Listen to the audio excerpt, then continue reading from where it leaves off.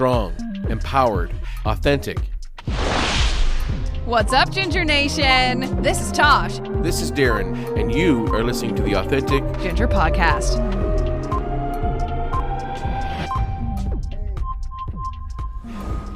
Welcome, Ginger Nation. We're excited because today's show welcomes Jenny Formica. Jenny is an actor, writer, and an advocate for natural redheads in the film industry. Welcome to the show, Jenny. Hi, Darren. It's Formica. I knew you were going to say that. I see. Here we go. We're getting off to a great start already. Formica, is that how it is? Yeah, Formica. Yeah, okay. Formica. There, you get that, Tosh? I do. I do. Great. I know. Just kind of. I have zero intent on using your last name throughout the rest of the episode. Great. So okay. Actually, I prefer you only use my last name just to upset Darren. Yeah. And change the way you say it every time. Every single time. Yeah. I mean, how many different pronunciations could there possibly be? There's like but 3, but people will find we'll them. find some more. Yeah. I'll just It's go true. what works. It's true.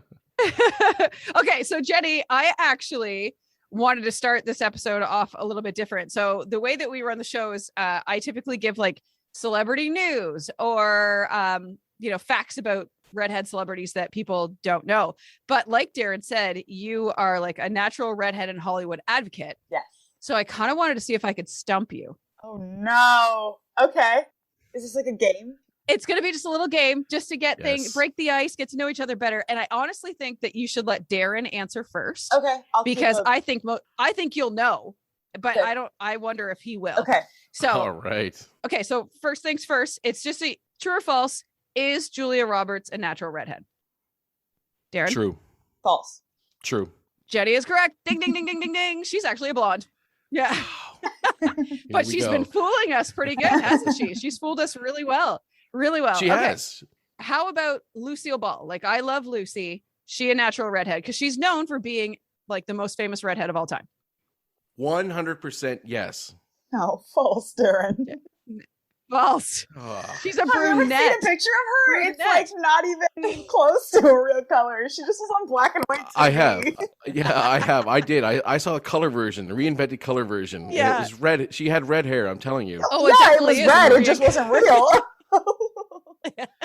Man. Okay. Well, I'm not surprised here. This is not good. Yeah, see, I knew that I wasn't going to be able to stump Jenny. Okay, so how about Bryce Dallas Howard? What do we think about her, Darren? Yes, she definitely is a redhead.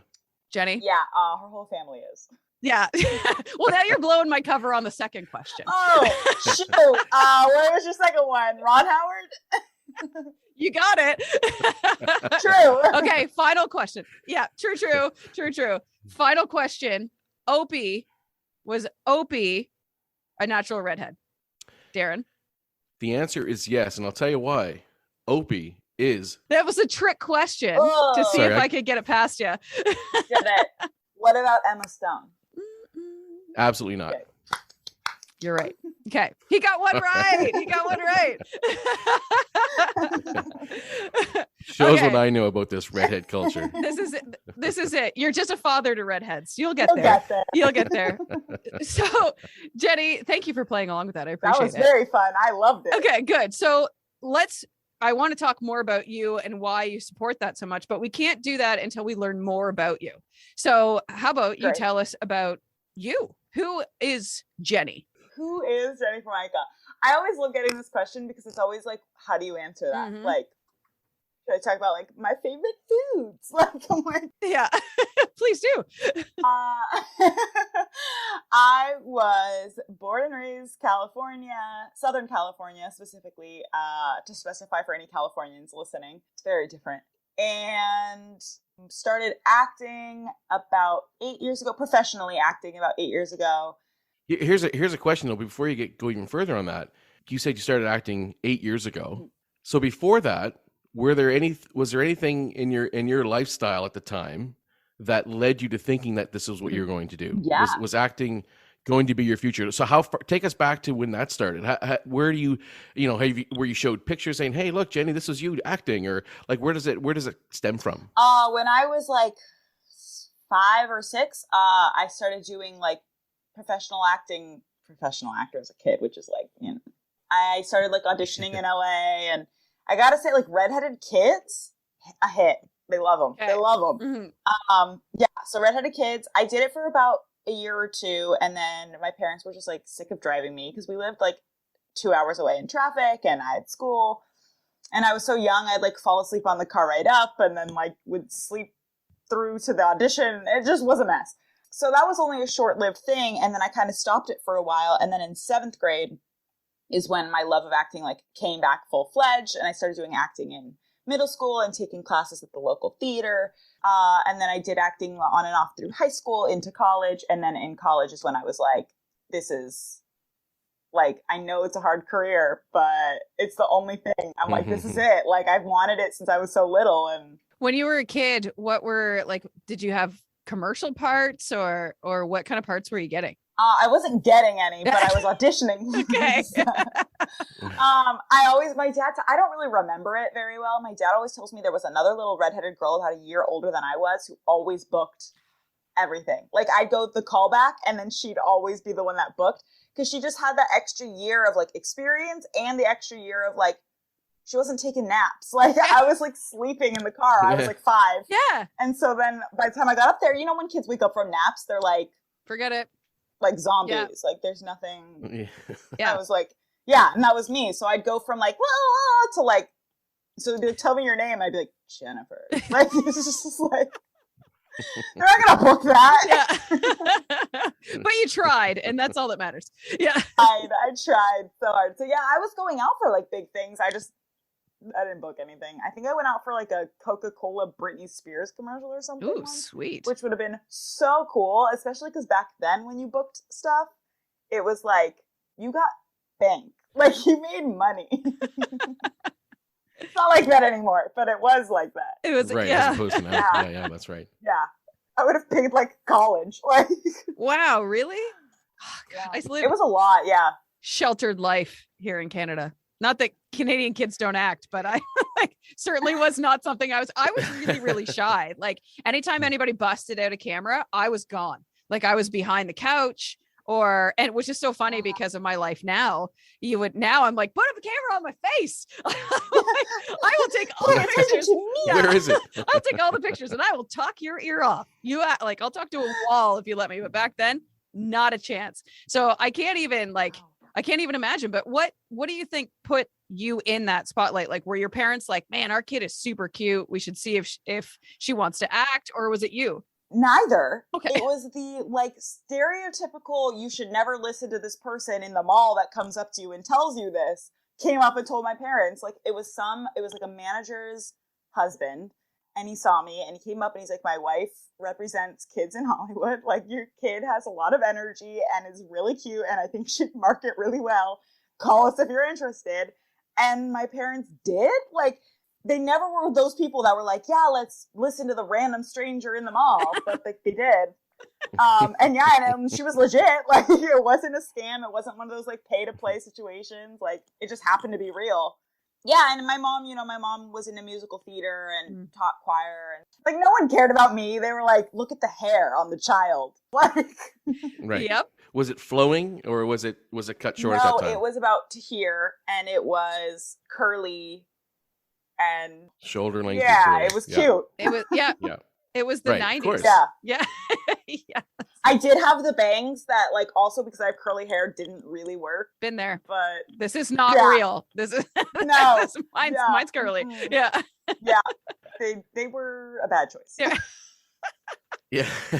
So that's your early recollection of getting into that space, and that takes you through to school. And before we get into where you are now in your acting career, take us through school. I know you and I have talked a little bit already in the past, last year, and we had a quick conversation about it. But I'm curious to know, for the listeners, how was your school experience with going through school with red hair? So elementary school, I was the only redhead definitely in my grade, and pretty much one of the only ones in my whole school. There were 2 that were my brother's year, who's 4 years older than I am.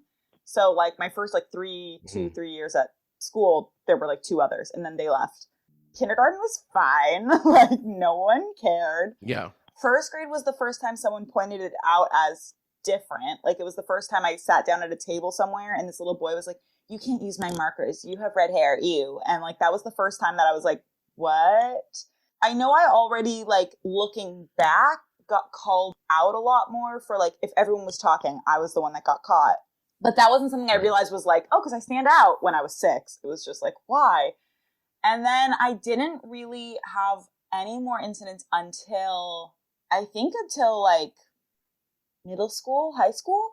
And then it just got bad. Like, it went from being like, oh, occasional like carrot tops. People actually made fun of me more for having really poofy hair than having red hair when I was like 5 to 10. Mm-hmm. And then when I got into middle school, some comments started, and then high school is like where my peak is, where it was just like I couldn't walk around without names being yelled at me. And like, that's why I personally, like, even though it's called authentic ginger, like, I hate the term ginger because it was used in a derogatory manner towards me. So like, other redheads are like, yeah, I'm Ginge, and I'm like, ugh. Like, I hate it. See, I love it. I love it. But you know what? It wasn't, I obviously am quite a bit older than you, so it wasn't a derogatory term for me growing up. For me, it was the carrot top, which I never understood because the top of a carrot is green. But anyway. It's green. Yeah. I only recently realized that carrot top is because we have the top, like, our tops look like carrots. Because I always said the same thing. Right. I was like, I don't have a green head. And then I was like, oh, they're saying I have a carrot top, not that my top looks like a carrot. God. I only recently got that, and I was like, oh, that's kind of genius. Like, wow. Yeah, so ginger was like a huge issue for me because I was going to high school a few years after the South Park episode came out about gingers being soulless, freckled, pale creatures that like should be killed. Like, I don't know. Like, they just hated us. And so that's like spiraled. And so like anytime I'd walk anywhere, people would yell like ginger, ew, and like cough or like point, and like it was like usually the same few people that did it. And then fire crotch started. Oh god, yeah. That was a big one, and that would be like yelled at me from across campus, like just walking, people like scream it, and I was like, why? And then like Kick a Ginger Day happened, and I had my Spanish teacher my sophomore year come up to me in front of the whole class and go, Kick a Ginger Day, and kick me in front of the whole class and like laugh. And I was 15, so I was like, yeah. And then he held me after class, like, please don't report me. And again, 15, I didn't. And now I'm like, I really wish I did. Like, yeah. Because then it would have been nice to see what the school did too. Like, had I reported him and they did nothing versus they took it seriously, and I'll never know. But knowing my school, they would have not done anything.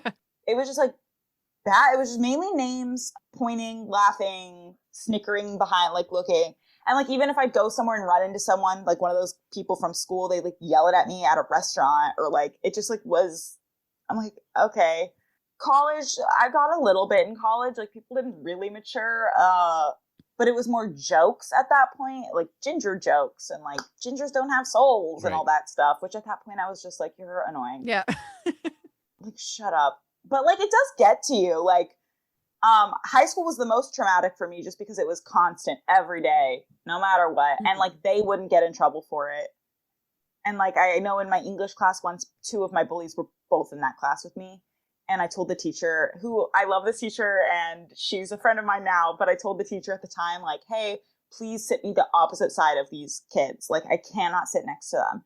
And she was like, well, they can't sit next to each other because they like talk the whole time. So you have to pick which you'd rather sit by. And I was like, that's the solution? Like, oh my God.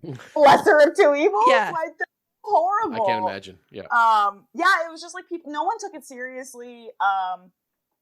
You know, and yeah, like a lot of people you tell now are like, everyone's bullied for something. It's just names. It didn't bother me. And I'm like, it's pretty serious and pretty harmful, especially when you're going through puberty. Like, but then a lot of people leading till now, a lot of people think it stops in adulthood, and it doesn't. It just changes form.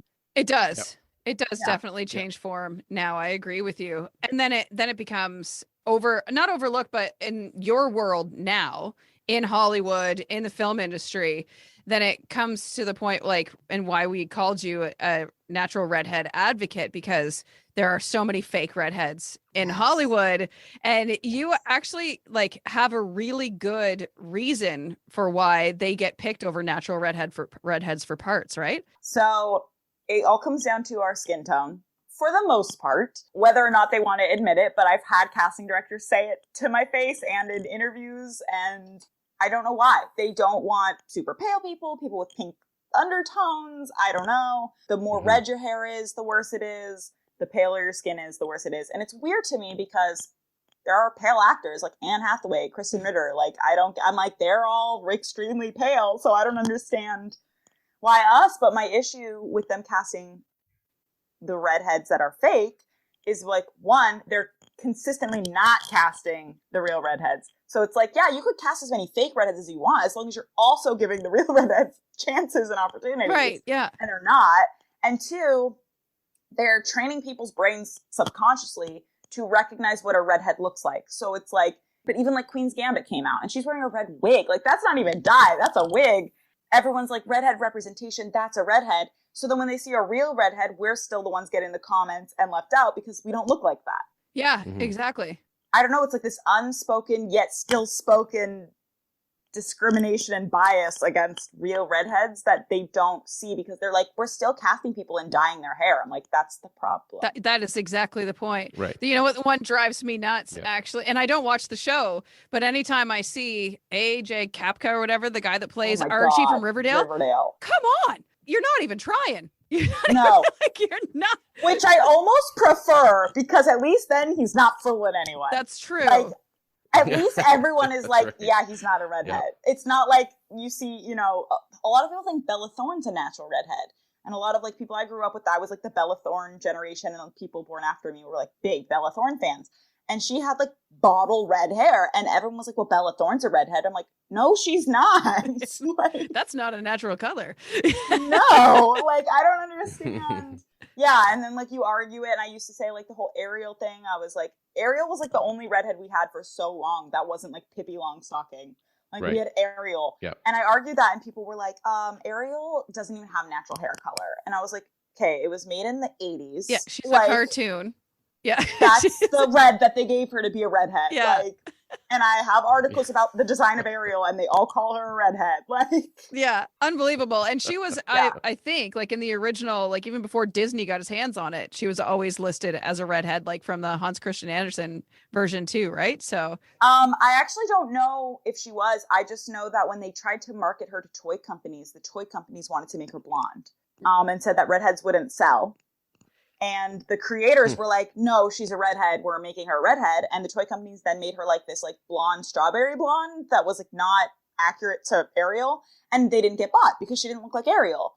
And then they were like, okay, can you make her look like that now? And they did. And she sold off the shelves. Exactly. Like, yeah, because you established her to look this way.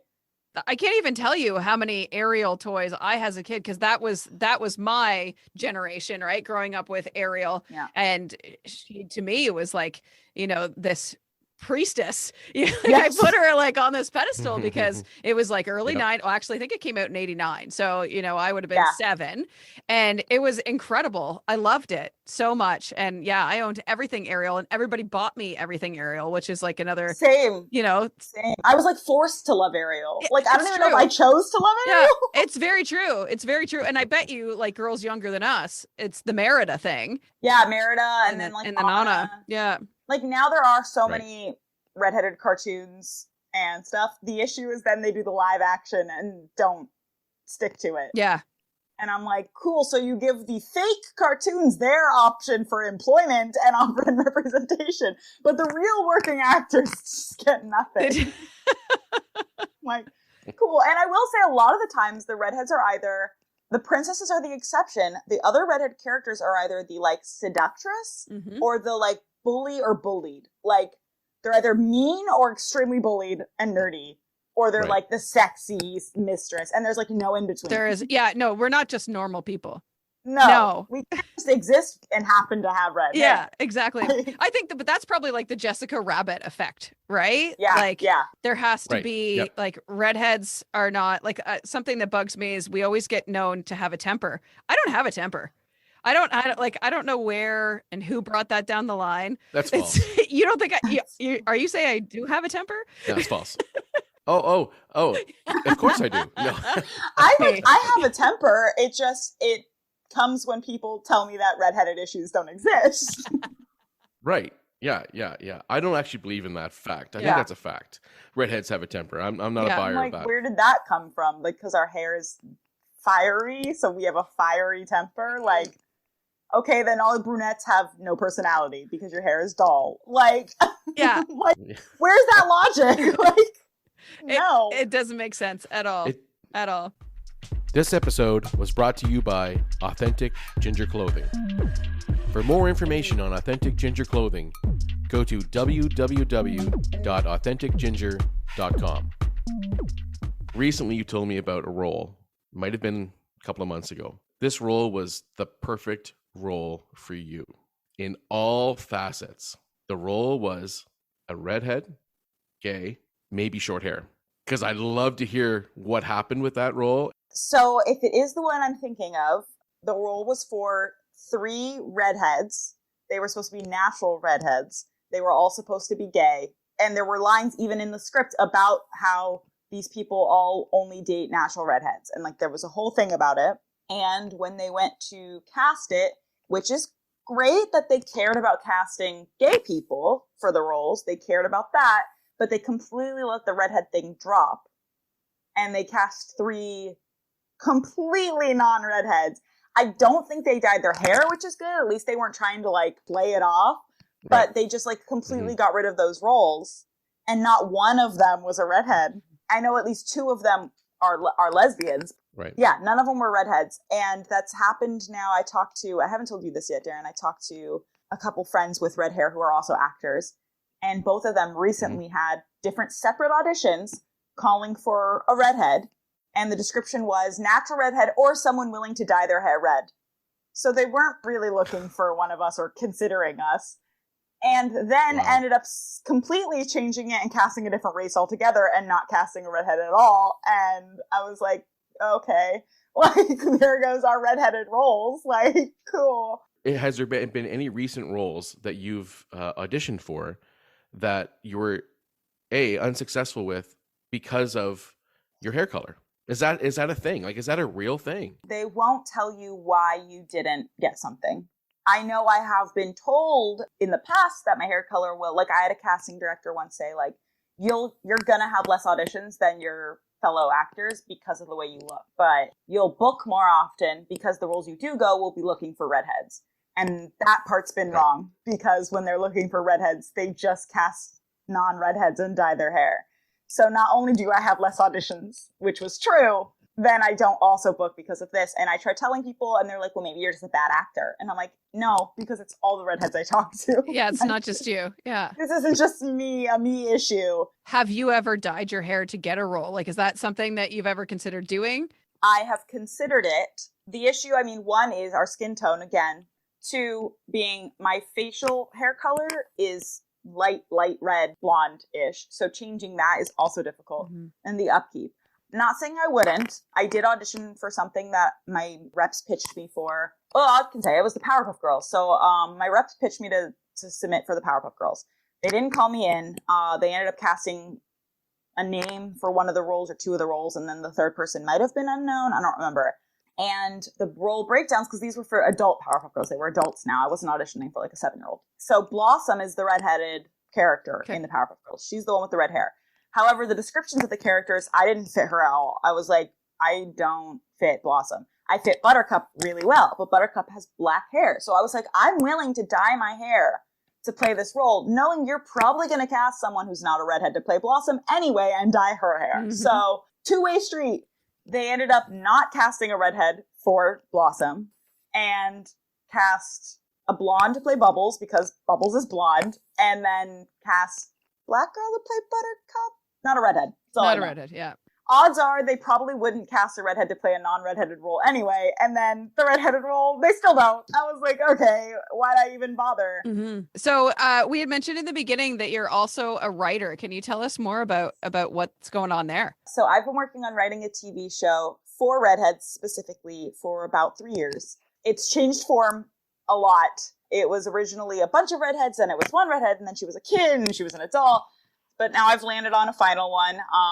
And it's all about, I basically wrote it on my life and what being a redhead in society is like and what being a redheaded actor is like. And she's a struggling actor who has all of these incidents happen where agents, like I had an agent once tell me, you look like you're a clown out of American Horror Story. You're too pale, like all these comments. Wow. To my face. And I just was like, okay. So I included a lot of personal statements in there as well as things I've read and heard. But it is a dramedy comedy. I'm currently in the process of filming a proof of concept.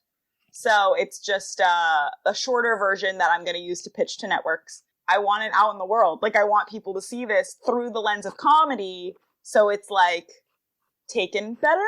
Because a lot of people give the feedback of like, redheads aren't depressed. We don't need a redheaded show. Redheads don't need representation. There's too many of you in commercials anyway. Like, is this a joke? All of that stuff. And then you also have, like, I get really nice comments too. And I started responding like, we don't need a redheaded show. We literally have a movie called Legally Blonde. But the fact that redheads are extremely bullied and discriminated against, and I want to make a show, and you're like, no. No, we don't need that. We don't need that. Don't need that. No. Yeah. No one wants that. No. Yeah. Well, they don't want anybody to know what it's really like. Right? No. You know, because they want to be able to keep picking on us, and they want to be able to keep not using us. And when they say like, well, we want to name actor who's a redhead, and I'm like, first of all, there are a few. Yeah. Second of all, there would be more if you cast us into smaller stuff and we built our way up like everyone else. What does it look like to you future-wise for that project? What's your goal for that? I have a crew that I'm finally almost done hiring. My producer just had a conflict come up where she might have to leave the country to move back to where she is from, and I am now like, fantastic. Yeah. So that kind of set us back, but we're looking at shooting in November and then editing after that, however long the editing process takes in post, and then shopping it around. So I'm hoping to start shopping it around next year. It's funny to think this is a concept that's even out there. Do you know, you know what I mean? Like, it doesn't make sense to me. You want a redhead in your role. You cast a redhead in the role. Cast a redhead in the role. I totally get, like, representation's important to an extent. Yeah. And, like, also if you're claiming that, then you need to represent everyone. And if you're working to represent, if you're able to fill, we need to represent people with differently abled mental people, differently abled physical people, different skin colors, different ethnicities, different religions, different genders, different sexual orientations. You can fit redheads. Right? It's one more. Yeah. What's one more? Not that hard. And people will be like, that's like blondes wanting representation for being blonde because they get called dumb blonde. And I'm like, okay, first of all, blondes have representation. Second of all, if a blonde were to come up to me and say, I feel I've been being bullied, discriminated against, etc., for being blonde, I'd be like, let me help you. Exactly. Like, I have blonde friends who Right. say that, and I'm like, let's work on it. Like, I'm not like, no, you can't experience that. I only can experience that. Like, who made you in charge? Like, what? Exactly. And there's got to be, I'm sure, a statistic that says blondes are hired more than brunettes or redheads. It's like, I do think blondes have a similar issue in the sense that they are often seen as the sexual one or the dumb one. They're not often seen as the intellectual and stuff like that. And that is an issue. Like, why is that? But I definitely will say that, like, I see far more blondes on TV than I see redheads. And people are like, well, you're only 2% of the population, so you should only be 2% of the film. And I'm like, right, we're like 0.05% right now. Yeah. Like, I'd like to be Yeah, 2%. If that. Yeah. I'm pretty sure we have about 8 people on television with red hair. Like, I'm out of like 400 shows. I think we could up it a little bit. Yeah. Like, just a little. Yeah. To me, it sounds like, you have to have a really good manager and not saying that you don't, but to me, a manager or a talent agency is going to understand who you are as a person and who you are as an actor. And that's, to me, that seems like the most logical pitch. Here's who I have. Guess what? She understands this culture. She lives this culture. Can that not lead to getting you up in the audition phase, or like it has to warrant something? It's all education. So, I love my reps. I think my reps are fantastic. I'm pretty good friends with my manager. Like, they're the best reps I've ever had. But they get me in my many, many more rooms for the LGBTQ aspect than the redhead aspect, because even though, I've never talked to, my agent's pretty new as being my agent, and I've not had a conversation with him about redhead stuff.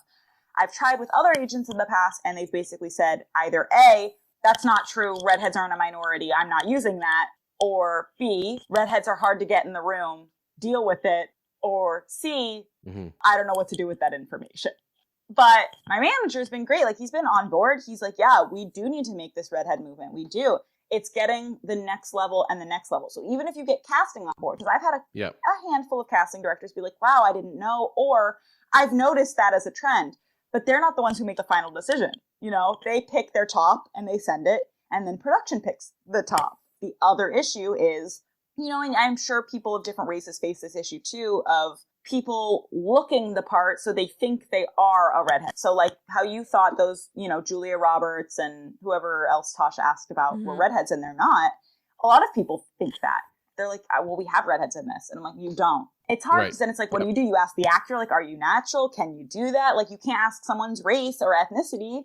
So when they're casting, a Chinese person and someone walks in who happens to be like Pacific Islander or like Hawaiian, but they look Chinese, like, does that count? Like, because you can't ask. So I'm sure other people face the same issues. And that was an issue for a long time. Like Taylor Lautner is a white actor, but he does not look white. He looks Native American. So he was playing Native American roles. And at that point, it's like, well, what's more important? That he looked Native American, so kind of filled the representation, but he's not Native American, but he's not going to be playing white roles. So then it's like, it's hard. And people are like, well, hair color can just change.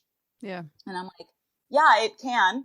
And it can change easier than skin color, but skin color can also change. And no one's telling anyone to do that except to get a tan. But it's not seen as acceptable to be like, well, you should really go try to bleach your skin. That's horrible. So telling me to fix the problem is to dye my hair is the same thing. Change yourself to fit our expectations of what you should look like. So I'm going to actually move on to another segment that Darren and I do during the show, and that he hits me with some redhead fact. Okay, Darren, what do you got for us? Listen, I'm going to blow your mind today, both of you. Yeah. So Are you sure? Because I do a lot of reading. No, I really think I'm going to blow your mind today. I'm going to give you the first one. Here it is. Scientists have used pigs and birds to understand redheads better. What? I'm going to need more information.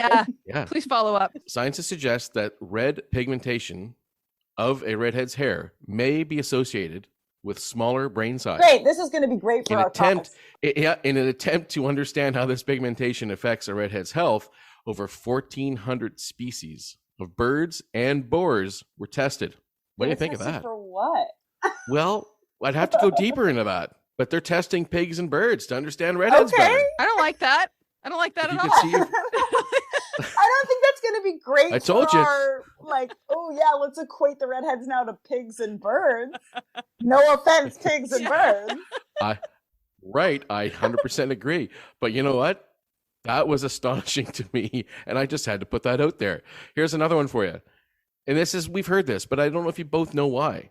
Redheads with blue eyes are the rarest combination. I don't have any proof that it is, but I believe that it is because A, I'm part of a few redheaded pages on Facebook with like hundreds and hundreds of redheads, thousands of redheads, and they do polls, and the poll is like, what is your eye color? And blue always comes in top, followed by like, I think hazel, and then brown, and then green. And yeah.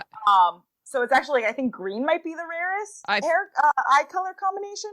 Also, factually, recessive genes come in pairs a lot of the time. So you'll find a lot of redheads are left-handed. So with that knowledge, to me, it would be the most common because blue is recessive and red is recessive. They'd come together. And almost every redhead I know has blue eyes. I agree with you there. A lot of the redheads I know have blue eyes as well. So I think they just took that as blue is one of the rarest eye colors. And they were like, well, then it must be the rarest with red. Yeah, because they do claim that both traits are recessive, which makes it difficult to find in people. Now, as you said, and as we all know here on this episode, we all know redheads, and we all know a shit ton of redheads with blue eyes, right? So Are we going to debunk this one? Are we going to put this one in the I want to bin just and throw it away? You have 4 redhead kids. What color are their eyes? One has blue eyes. And what are the other? Hazel So- and Interesting. green. So none of them are brown. None of them are. Jenny, what color are your No. eyes? Brown? Brown. Brown. Mine are hazel. So Yeah. I don't know. There's like So there's that's rare right Yeah. there. I mean, but I'm just I have throwing it like out there. 5 redheaded Just throwing it friends, out and I there. think 4 of them have blue eyes. I agree with you. Yeah. Yeah. Yeah. I think I don't have any proof. I can't factually say No, this is I like- debunked, but logically, to me, Yeah. it is debunked. I agree with you. Logically, it's debunked. Well, yeah. let's stay with the body on this last one. Women with red hair bruise easier than women who do I don't not. bruise easy at all. No. I do, but I didn't know that was a redhead thing. So medical experts have confirmed that redheads are more likely to bruise after surgical procedures. Okay. I've never had a It's- surgery, so I don't know. Oh. I don't Go think get I one- bruised. Tosh, you should go get a surgery so we can test Yeah. this out. What We're should I gonna get get some done? surgeries. I don't know. I mean, I could see how that could be true based on like skin thinness or Yeah. something. I don't know. Yeah. I bruise very easily, but specifically on my knees and the tops of my feet. That's weird. That's all I got for you. That's that. But I thought these were pretty good ones. I must say, Tosh, Yeah. I think I hit a You home did. run here. I think. What do you think? Yeah, those were good. I think the whole episode's been a home run, quite frankly. So, Absolutely. so before we wrap it up, though, Jenny, how do people start following you? I'm on Instagram as @Jenny Formica. Formica, Darren. Formica. Thank you. And Duly noted. that's my main form. I do have Twitter, but I like rarely use it. I hate that platform. Me too. Yeah. And I have TikTok, and I also rarely use it, but it's Jenny_Formica. It's mainly Instagram. It's mainly Instagram. I did find you on Facebook today, though. You do have a Facebook page too. I do have Facebook. I have a professional Facebook and a personal one. The personal one is like, I'm not going to accept you if I don't know you, but the professional one you can follow. I'm just really bad at updating it. Yeah. Like, Connected to your Instagram, man. I really need to. I know. All right. Well, Jenny, that was amazing. Awesome. Thank you. Thank you for having me. I was so excited. I was like, yes, please sign me up. Great. Well, thank you, Jenny. I really appreciate that, and I look forward to seeing and following what's happening next. You've been listening to the Authentic Ginger Podcast. Become a part of the Ginger Nation by liking, subscribing, following, and leaving a review wherever you listen to podcasts. This podcast was produced by Tosh Taylor of the Podcast Hub Productions. Find her online at podcasthub.ca.